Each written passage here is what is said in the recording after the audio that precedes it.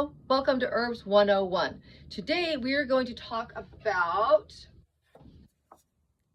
marshmallow root.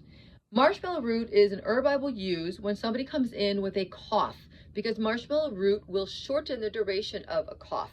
I also use marshmallow root for patients with digestive problems like irritable bowel syndrome, IBS, or colitis, or other digestive problems because the fiber in marshmallow root contains a mucilage, and this mucilage creates this nice slick coat along the back of your throat and through your digestive tract, and that's what makes it an environment that is not good for unhealthy organisms, but it is a medium that healthy bacterial strains thrive in. So another great herb I carry right here.